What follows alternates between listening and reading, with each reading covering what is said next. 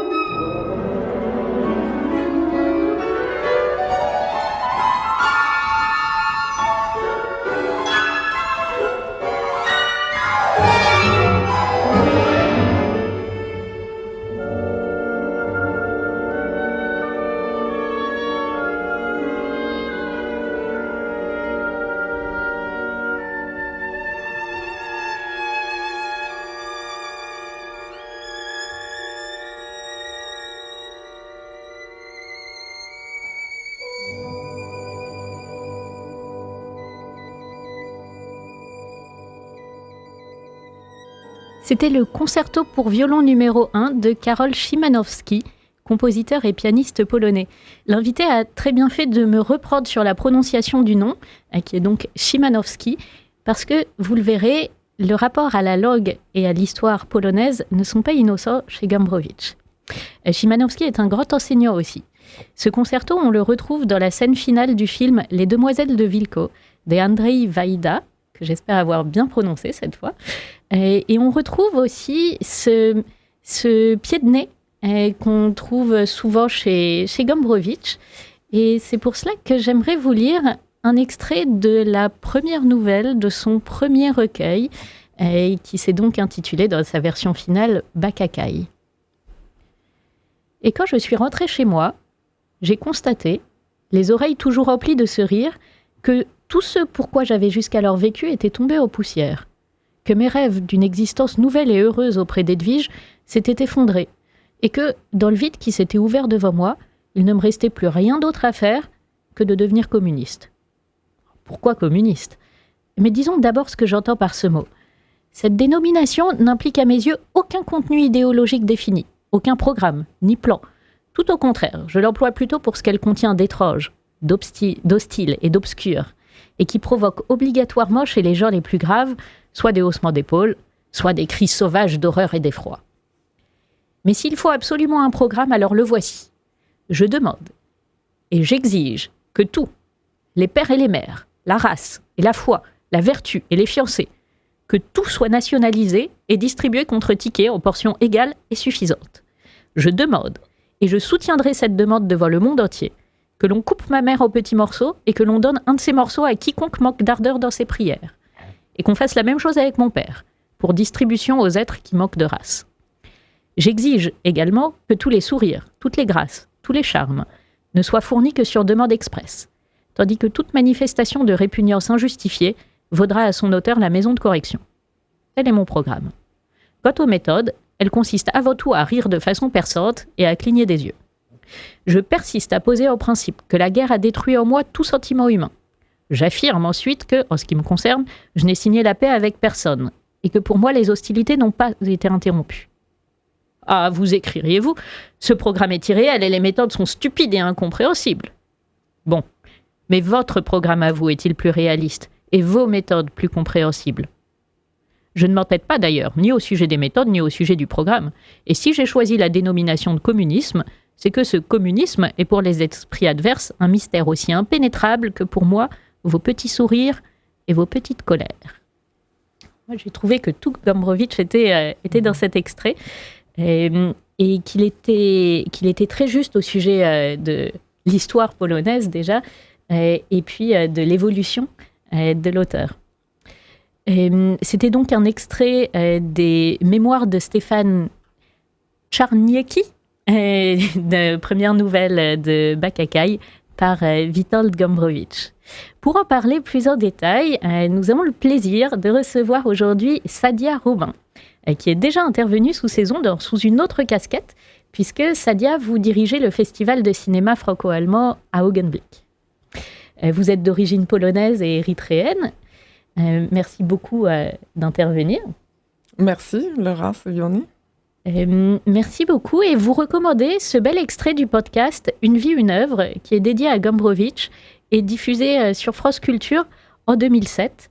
Donc tout de suite le podcast Une vie, une œuvre sur Gombrowicz. Alors, si vous dites que je suis exilé, évidemment que oui. Premièrement, je suis un exilé politique parce que je ne veux pas revenir maintenant à cause du régime communiste en Pologne, mais aussi dans un sens spirituel. C'est-à-dire que je suis un écrivain, je veux en tout cas être un écrivain universel et dépasser ma situation particulière de Polonais.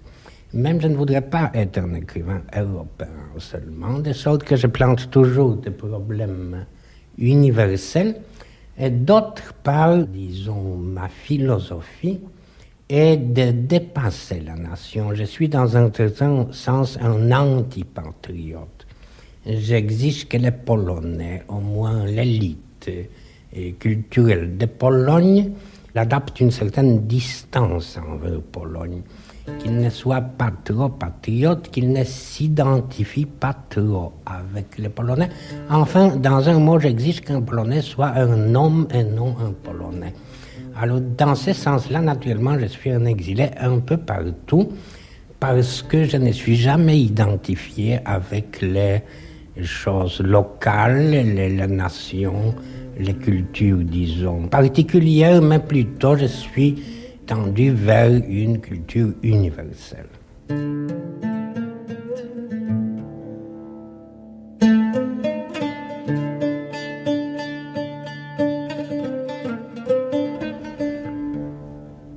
Est-ce que vous vous souvenez de la... Merci beaucoup à Sadia Robin d'avoir partagé cet extrait de France Culture sur Witold Gombrowicz, où justement il parle de ce complexe de l'exilé. Finalement, c'est une figure majeure en Pologne, mais il est moins connu en France. À votre avis, pourquoi ?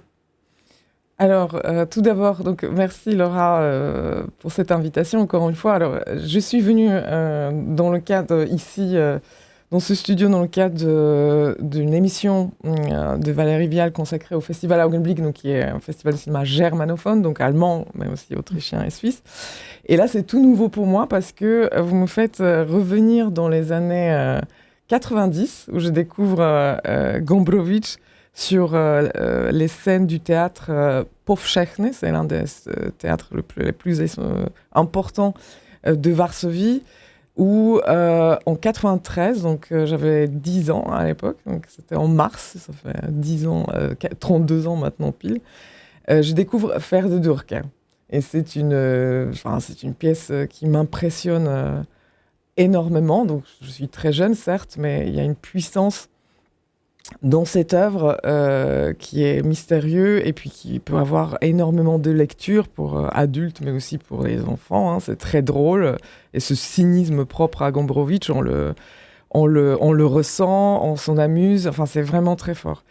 Et là, donc bon, ça c'est un petit j'ai vu tout à l'heure avant de venir ici quelques photos de cette représentation du mars de 93, donc c'est pour ça que je voulais en parler, parce que pour moi c'est vraiment plongé dans un univers très particulier, et ce que chez Gombrowicz, donc par la suite quand j'ai lu ses romans ou ses écrits, ce qui me vraiment touché, mais aussi impressionné, ce qui me parlait intellectuellement, c'est effectivement que Gombrowicz était un personnage et un écrivain, pour moi en tout cas, un peu à part, dans le sens où effectivement c'était un exilé, hein. Il est parti en Argentine quand la guerre a éclaté, il a passé quasiment toute sa vie en exil, enfin après son départ, il n'est pas retourné en Pologne. Et en même temps, c'était un écrivain, et là, oui, on en parlera, mais Ferdi Durkheim en fait partie. Ses écrits sont sa matière de travail, c'est la langue, donc c'est la langue maternelle de Gombrowicz. Il était impensable pour lui d'écrire dans une langue étrangère. Il parlait français, mais c'était pas du tout envisageable. Et donc son statut d'exilé, donc là dans le podcast que l'on a entendu, effectivement, il parle d'exilé au sens spirituel, il parle de antipatriote, un exilé un peu partout, et en même temps tendu vers une culture universelle. Et ce qui est intéressant dans ce qu'il venait de dire, ce que je trouve génial, c'est qu'effectivement, c'est à la fois c'était un écrivain qui à la fois s'inscrivait totalement dans la culture polonaise, donc c'était un héritier de cette culture-là, linguistique et aussi littéraire et philosophique, et en même temps, alors paradoxalement, mais pas finalement, parce que je trouve que c'est ça qui est intéressant à voir, il était contre cette culture. Donc en fait, il était contre des idées ou des idéologies ou tout ce qui a nourri la littérature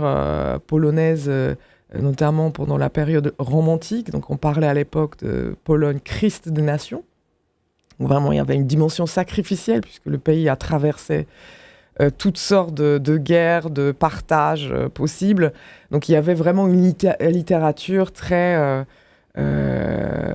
focalisée sur la nation, sur la Pologne comme Christ. Hein. Il y avait une dimension religieuse. Et Gombrowicz, lui, il n'était jamais anti-religieux, pas du tout en fait. Il trouvait que la religion, et la religion catholique, il y avait des choses qu'il y avait à prendre dans cette... mais pas de cette manière, pas de façon Oui, plus la totale. foi que le culte, finalement. Voilà, c'est plus la foi, le culte, et donc il était surtout dans la dérision permanente et contre tout consensus, très anticonformiste, aussi par rapport au régime communiste également, donc toujours un peu dans une sorte d'opposition cynique. Donc voilà, donc ça c'est quelque chose qui m'interpelle, qui me touche, parce que c'est quelque chose, en tout cas, de ma culture littéraire polonaise. C'était rare pour moi d'avoir ce genre de modèle. Oui, donc c'est aussi ce qui fait sa spécificité et qui fait qu'il a été moins connu, moins reçu en France, parce que c'est aussi très spécifique à... son parcours est spécifique à l'histoire polonaise, est spécifique à cette culture polonaise, à cet attachement à cet esprit sacrificiel, religieux de la Pologne. Oui, tout à fait. Enfin, c'est spécifique dans le sens où c'est un peu à part, c'est un peu différent. Il est parti et puis c'était un peu comme si, à distance, il restait polonais et en même temps, il ne pouvait plus s'identifier... il s'identifiait vraiment pas déjà avant, mais à cet enfermement. C'est-à-dire que ce qui lui manquait, c'était peut-être un côté provincial, on peut dire, comme il disait parfois, de la Pologne qui n'avait pas cette distance par rapport à elle-même, et où il manquait de recul et d'une ambition un peu plus humaniste, universaliste, qui dépasse les frontières. Et une fois exilé, je pense que ça n'était que plus fort, en fait. C'est toujours comme ça quand on est exilé. Hein. C'est quand on part, le monde s'ouvre, et en même temps, tout ce qu'on a laissé derrière nous devient un peu plus limité, un peu plus réduit. Un peu... Lui se définit vraiment par le rejet, par l'exil, contrairement à d'autres auteurs que nous avons entendus dans l'émission, à Joseph Brodsky, par exemple, qui a complètement accepté l'exil, la nouvelle nationalité. Lui, il se vit comme, il dit dans le podcast, antipatriote. Oui.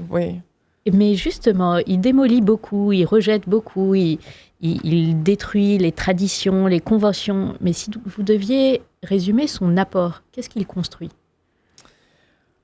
Alors, son apport... Alors, en fait, je sais que c'est anticonformisme. Alors déjà, pourquoi ? Parce que vous avez d'abord posé la question de savoir pourquoi il est moins connu en France qu'en Pologne. Donc il y avait ça. Alors, il y a déjà beaucoup d'écrivains polonais qui ne sont pas forcément connus en France. Donc il y avait Iwaszkiewicz, je ne sais pas dans quelle mesure il a été traduit et étudié en France, ou Mrożek notamment. Donc il y a des contemporains qui n'ont pas percé plus que ça. Miłosz peut-être un peu plus. Mais en tout cas, voilà, donc c'est toujours une question de qu'est-ce qui perce à quel moment. Mais en tout cas, Gombrowicz, maintenant, aujourd'hui, il est quand même en France parmi des littéraires ou des gens qui s'intéressent à la littérature. Il est quand même connu. Il y a toute une série à la Pléiade qui lui a été consacrée. Hein, donc aujourd'hui, il est plutôt reconnu par le milieu, en tout cas littéraire. Mais après, je ne sais pas. Je sais que je n'ai jamais lu Gombrowicz en français. Je ne sais pas en matière... donc la traduction, ça serait très intéressant de comparer. Peut-être on pourrait s'amuser à le faire un jour. Mais je ne l'ai lu qu'en polonais. Et effectivement, souvent, je me suis posé la question dans quelle mesure c'est possible de le traduire. Et peut-être aussi, il y a quelque chose dans la pensée de Gombrowicz qui était incompatible à l'époque avec un certain sérieux intellectuel français. Il se peut, parce que dans une interview, il parle de Sartre, notamment, de sa critique de l'existentialisme, dans lequel il ne se retrouvait pas du tout. parce qu'il disait que non, en fait, moi, accepter le choix dans la souffrance, je ne vois pas, en fait. Moi, la souffrance, je n'accepte pas, ça m'édifie pas. Je suis contre. Enfin, c'était un peu, pour résumer un peu son attitude. Donc, il se peut que ça ne matchait pas à cette époque-là avec la pensée en France. Ouais. Oui, puis on voit son rejet du jargon, même dans le passage où il se décrit comme communiste, pas du tout pour des raisons politiques ou économiques ou sociales, mais juste parce que ça emmerde les bourgeois. Je résume un peu rapidement. Et donc, le rejet du jargon, des conventions, et puis cet attachement à la langue polonaise. Mais alors moi, je m'interroge justement, qu'est-ce que ça donne Gombrowicz en polonais ? Là, on l'a entendu dans le podcast avec sa diction tellement particulière. Vous disiez que vous ne l'aviez jamais lu en français. En effet, moi, quand j'ai lu les traductions françaises, il y a des nouvelles qui me sont restées incompréhensibles. Des jeux de mots, il y a une nouvelle où il y a des distiques, où il y a des bourrimés, des poèmes. On comprend qu'il y a quelque chose qui nous échappe. Alors, ça donne quoi au polonais ? Alors, j'ai ici un petit... Donc, il y a l'un des romans emblématiques de son travail, c'est Cosmos. C'est un roman, une nouvelle assez courte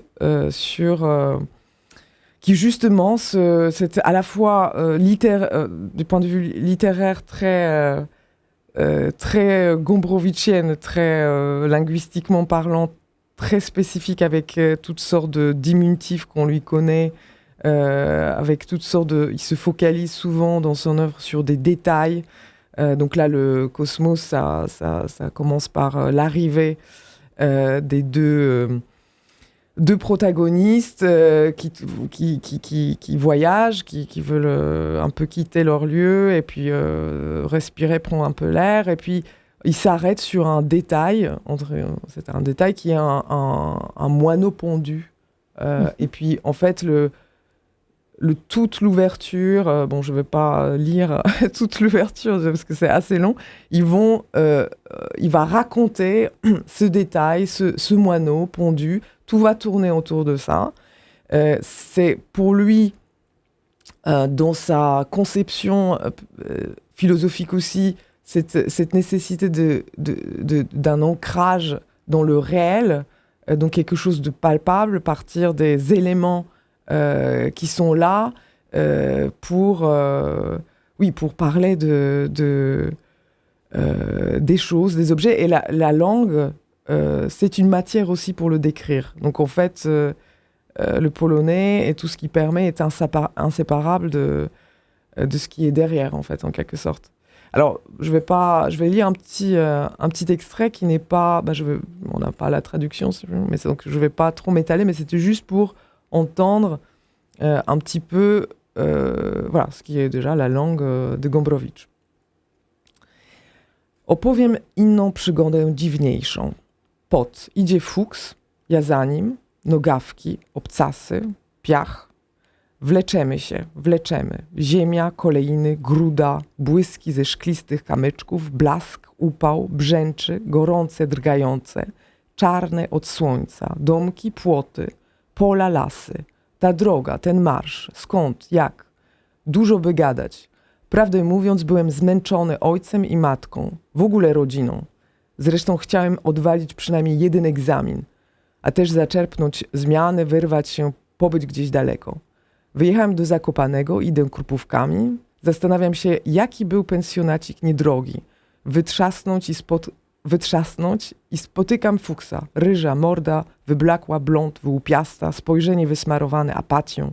Ale ucieszył się. Ja się ucieszyłem. Jak się masz? Co tu robisz?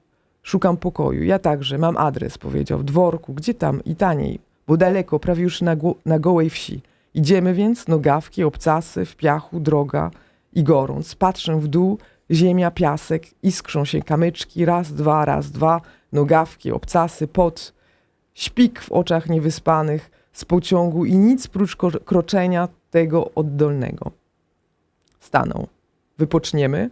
Daleko jeszcze? Niedaleko. vous donnez envie d'apprendre le polonais. Alors, oui, en fait, c'est drôle parce que je n'ai pas. Ça fait maintenant plus de 22 ans que je vis en France, donc je lis en polonais, mais pas à haute voix. Donc, c'est peut-être l'une des rares fois où je lis en polonais à haute voix. Mais en tout cas, je ne sais pas si ça peut se sentir, mais en tout cas, c'est un roman, mais qui est entièrement crée des mots et des sonorités propres à la langue polonaise, avec tout ce qui est imprononçable pour les Français notamment, et tout ce qui est pour nous complètement jubilatoire. On sentait qu'il y avait une harmonie, qu'il y avait un rythme, qu'il y avait quelque chose de cascadant dans la lecture. Tout à fait. Mais même sans comprendre de quoi il était question. On sentait des choses qui revenaient. Fuchs, oui, c'est le surnom de son compagnon de voyage. C'est deux étudiants qui doivent passer leurs examens, ils partent, et puis voilà, on ne sait pas encore vers où ils vont, mais voilà, en fait, c'est juste là la description des maisons, des champs, des forêts, du soleil, de tout ce qui se passe autour. Il part de la chevelure de son compagnon. Voilà, il n'y a pas vraiment il y a des virgules, mais il n'y a pas vraiment de ponctuation des phrases bien détachées. Et puis, à un moment donné, ils arrivent, donc là, ça va, c'est juste après, ils arrivent à détecter cet objet mystérieux qui pend. Donc, avant de comprendre ce que c'est, ils vont l'observer. Et puis, il y aura tout autour de ça, c'est-à-dire ce moineau qui est pendu comme ça. Qu'est-ce que ça veut dire ? Il y a tout un échange philosophique autour de ce moineau pendu. D'accord. Bon, c'est peut-être aussi pour ça que Ferdiduc, qui est un roman, s'adaptait aussi bien au théâtre. Ce qui me mène à la dernière question. Vous, quelle est l'œuvre que vous recommanderiez de Gombrowicz pour quelqu'un qui ne le connaît pas encore ? Par où est-ce qu'on doit commencer ?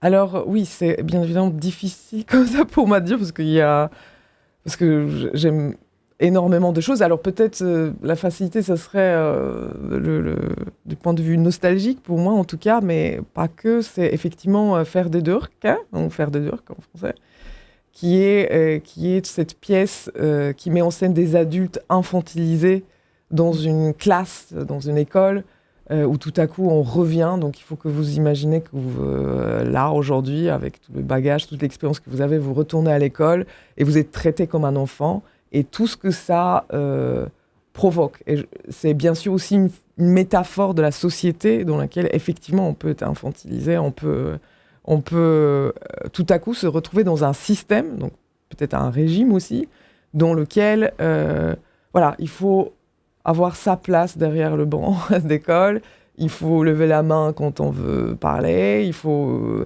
être vraiment... on est cadré et on obéit. On obéit. Finalement, un bon remède à la nostalgie, puisque ça nous rappelle que l'enfance n'était pas forcément la période idéalisée qu'on en garde par la suite. Sauf au théâtre. J'ai pu le voir à 10 ans, donc le théâtre qui était qui faisait partie de ma jeunesse en tout cas, et il y avait la possibilité de voir Gombrowicz. C'était très libérateur par rapport à... peut-être un jour un Augenblick de la littérature polonaise à Strasbourg. C'est ça. En tout cas, merci beaucoup Sadia Roubin pour votre intervention et pour votre lecture et votre expertise sur Witold Gombrowicz. Merci beaucoup et au plaisir de vous retrouver sur les ondes de Radio Judaïka. Merci à vous Laura Sibony, à bientôt.